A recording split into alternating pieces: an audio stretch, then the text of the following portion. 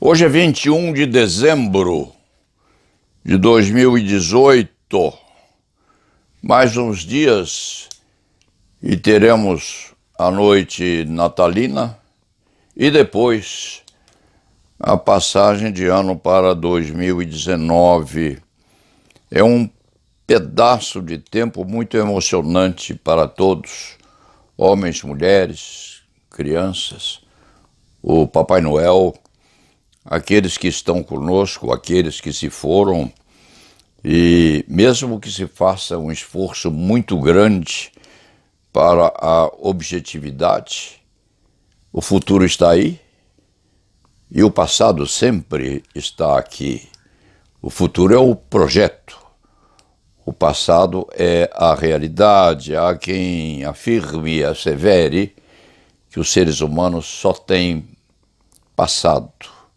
O presente, o próprio presente é inatingível, mas cuide-se da filosofia em outro lugar. O que vale agora é a romântica despedida de um tempo que foi e do projeto do tempo que vem. Nesta circunstância, ou nesta expectativa, este criminalista é dos mais antigos que a nação tem, porque aos 83 anos, há poucos competindo em idade com este profissional. O que ao mesmo tempo é um autoelogio feito a capacidade de resistência e uma certa dose de tristeza, porque a velhice já chegou. Este cronista, dias atrás, foi fazer uma das poucas sustentações orais que ainda persiste teimosamente em fazer, e teve a preferência deferida por aquela que exercitava a presidência do Tribunal Regional Federal em São Paulo, desembargadora Diva Malherbe, e preferentemente fez a primeira ou a segunda sustentação oral do dia. A sala estava cheia e repleta de advogados, sim, becados, mas jovens, porque ali este criminalista era o mais antigo e teve, em certo aspecto, o assentimento dos jovens que estavam crentes em que os antigos merecem falar em primeiro lugar, mas estava constrangido porque era um dia, uma tarde quente, a beca não favorece a transpiração e a causa era importante. E precisou dizer aos mais jovens que agradecia aquela preferência que recebia da eminentíssima desembargadora e de um lado ficava muito contente e de outra parte ficava triste porque a juventude precisava esperar. E disse com muita sinceridade que trocaria de lugar qualquer um deles, com qualquer um deles, desde que tivesse a vantagem do tempo de vida restante aos outros e os outros completassem a sua vilegiatura pela terra, amparando-se no tempo de existência restante a este advogado. Foi muito gostoso, foi muito bom e, ao mesmo tempo, concomitantemente, deu a sensação de que este escriba é um sobrevivente. E dentro desta sobrevivência, vai aqui um recado de otimismo a todos os quase 800 mil advogados que esta nação tem, principalmente aqueles que teimam em exercitar a advocacia criminal, que é extremamente romântica. Por tal circunstância, este velho criminalista começou a palestra de hoje, ou o ponto final de hoje, se preferirem, tocando uma canção que, se a memória não falha, é de Roberto Carlos, um cantor que persiste em nos dar um posicionamento amoroso sobre a vida que temos, sobre a que tivemos e sobre aquilo que nos resta. Dentro desse contexto, talvez seja este o último contato do ano entre este flibusteiro da advocacia criminal e aqueles que o veem e o leem também. Dentro deste contexto, um rápido perpassamento pelo jornal Estado de São Paulo de hoje. A primeira página, 6 pneus explodidos de um avião. 6, não, são 12 pneus explodidos de um avião da Latam, que foi salvo milagrosamente pelo piloto com 365 passageiros, depois de uma pane elétrica que gerou pânico entre todos, porque o comandante, quando pediu socorro à torre, se esqueceu de desligar o comunicador que dava a sensação aos passageiros de que eles iam morrer. Este foi o presente de Natal que o comandante dá aos 300 e poucos habitantes daquele charuto metálico, e foi também um presente natalino que o maioral, este cronista, quando se refere a Deus, diz a ele amigavelmente que ele é o maioral. São os santos preferidos deste comunicador velho, Jesus Cristo e Nossa Senhora, qualquer daqueles aspectos em que Nossa Senhora se apresenta a nós. Foi o presente que o Deus dos cristãos e o Deus também dos anglicanos, dos evangélicos, etc., que esse Deus dá aos 355 passageiros, mais o comandante, comissários de bordo, etc., que devem fazer as suas orações de fim de ano, agradecendo esse tempo maior de vida, porque realmente foi um milagre, independentemente da perícia do comandante, do copiloto, etc. A mão dos anjos e santos conduziu esse avião a solo seguro. Em sequência, cuide-se de um editorial, do jornal Estado de São Paulo, Deboche no Supremo. Este jornal é o único que o cronista assina e lê na madrugada, quando atiram a edição sobre a porta dos fundos da residência. O cronista fica atento, esperando aquele barulhinho, que é um barulhinho familiar, e lê o jornal logo na ida da noite e na chegança do dia que vem. E o dia veio hoje com editorial, notas e informações, é editorial, Deboche no Supremo. Um título muito agressivo.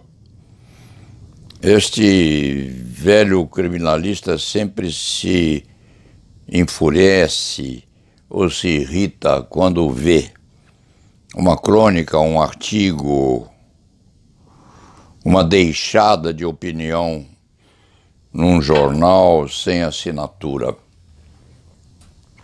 Porque quando não há assinatura, foi a pessoa jurídica a assumir eventualmente uma injúria, uma difamação, uma calúnia. Quem escreve precisa assinar. Quem escreve precisa identificar-se, porque quem escreve é quem tem a opinião.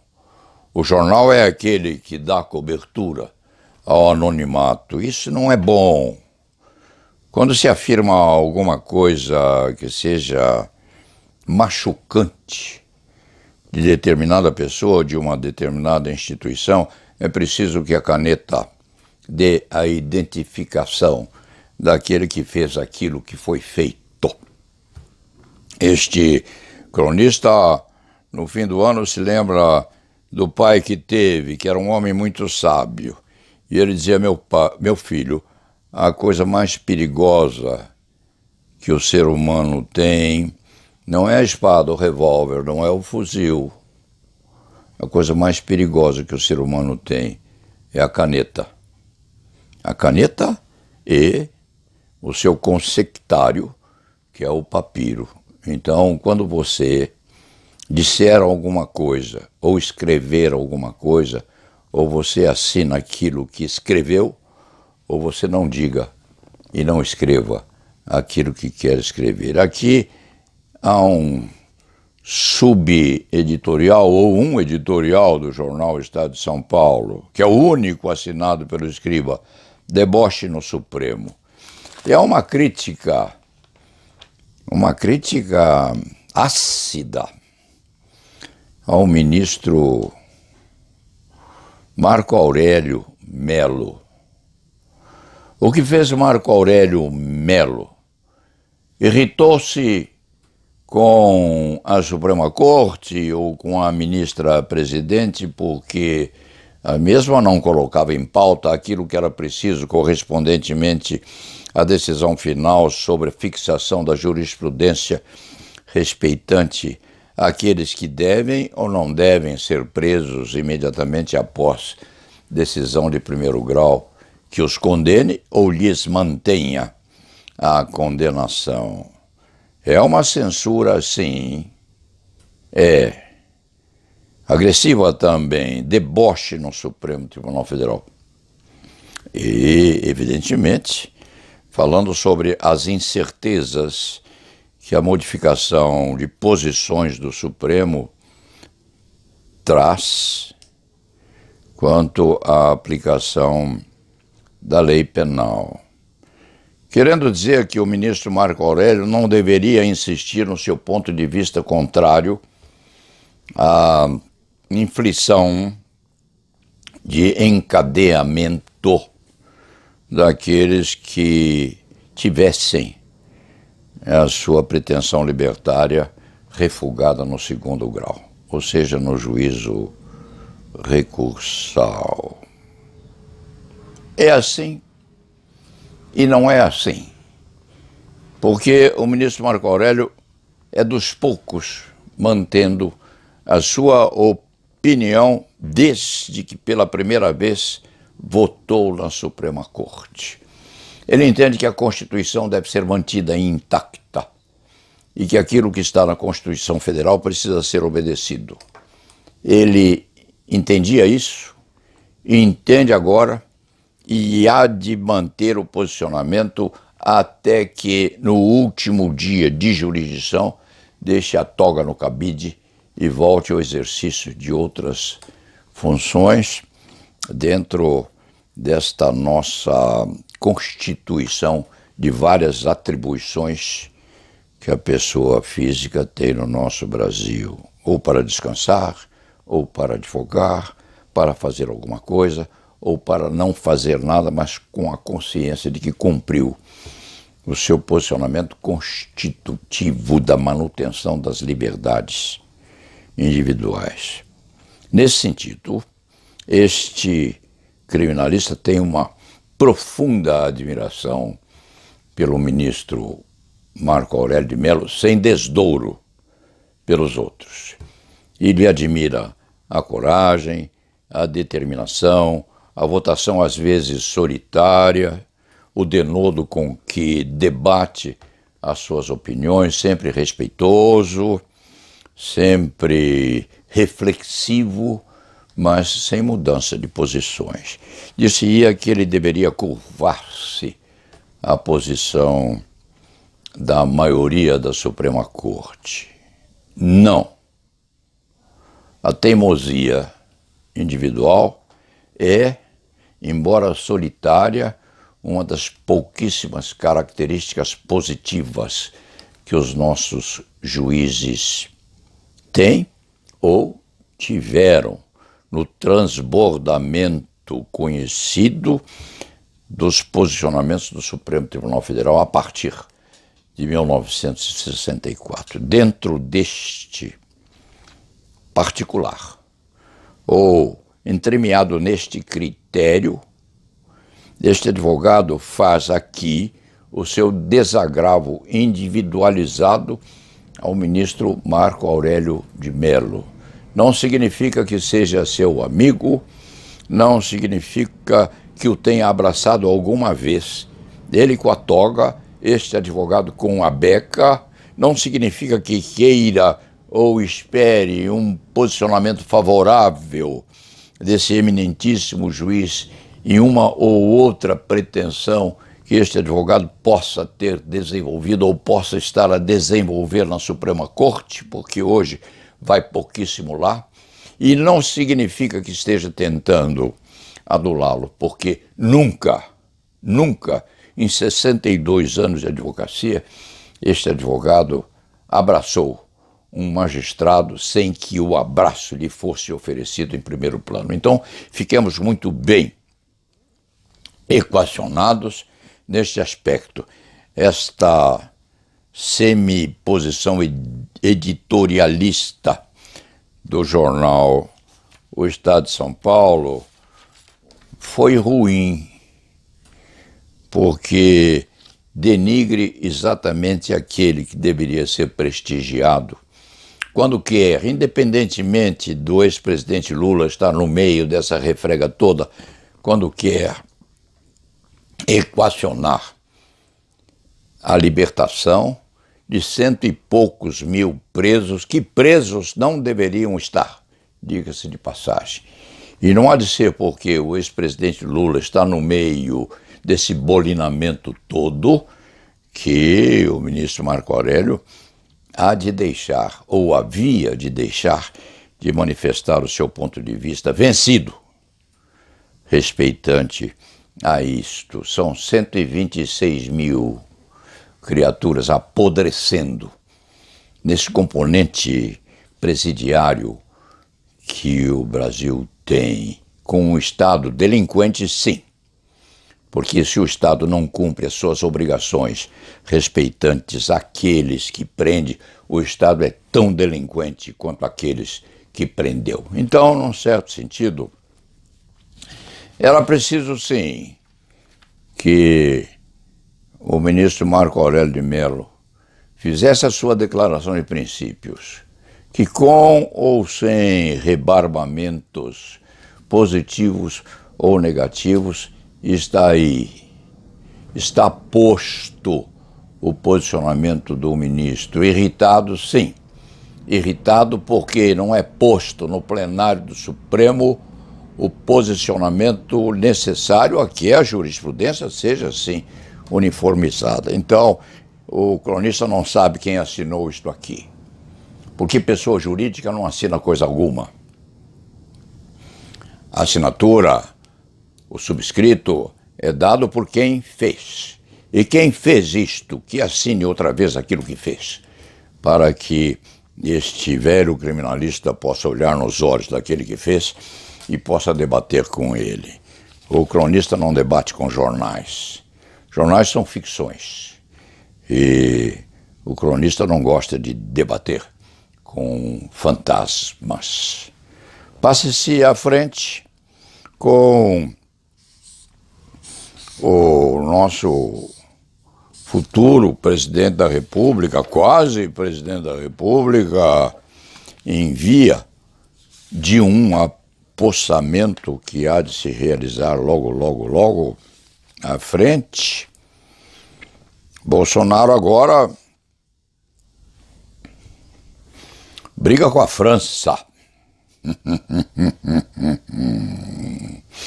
Já brigou com a Venezuela? Já brigou com a Cuba de Fidel Castro? Agora quer empunhar o Gládio, vira espadachim e quer brigar com Athos, Porthos e Aramis. Quer brigar com os três mosquiteiros. Ou quer litigar com Arsène Lupin. O cronista aprendeu o francês em menininho, lendo os folhetins de um James Bond francês, Arsène Lupin. Era um herói que lutava contra os poderosos e que usava uma faca sob o antebraço esquerdo. Lady Melusine. Francês é romântico. Até no predecessor do americano James Bond. Bolsonaro é hoje entusiasta, segundo se crê, de Trump. Possivelmente é admirador daquele ser esquisito que usa uma cabeleira loura, sempre puxando para a direita também. Mas Bolsonaro tem uma tendência muito direitista, diga-se de passagem. Já se encostou na Itália extremamente direita, critica agora a França em razão da imigração e há de criar problemas muito sérios, porque já obteve do embaixador francês uma resposta irônica. São 800 e poucos homicídios na França contra 67 mil e qualquer coisa homicídios no Brasil, significando isto que nós somos campeões, sim, e campeões em violência. Portanto, o novo presidente da República precisa cuidar muito bem da língua. Não se sabe se ele fala o francês. Se não fala, deveria aprendê-lo, porque o cronista toca direitinho a canção que a França transmitiu ao mundo como um hino à liberdade. É preciso ouvir isso todo dia. O presidente Bolsonaro, em companhia, se quando pretender igualamento, em companhia do toque do clarim. Em sequência a isso aí, o escriba encontra o problema de João de Deus e continua preso e se proíbe de tecer comentários respeitantes ao assunto, porque João de Deus tem a sorte de ter um competentíssimo advogado criminal ao seu lado. E os competentes advogados criminais, ou qualquer advogado criminal, costuma trabalhar muito bem com denodo e insistência. Que tenha sorte o companheiro na defesa desse médium caído no goto do público censor. Mais que isso, além disso, é apenas ver aí o cantor-autor da música que inaugurou a crônica de hoje, que é uma música muito bonita, dizem na brega, mas todos nós temos no coração um pouco de breguiça. Breguiça? Não. Breguice. E o Natal chega aí, o fim do ano se aproxima e um bom viver a todos nós. Lá na Avevá.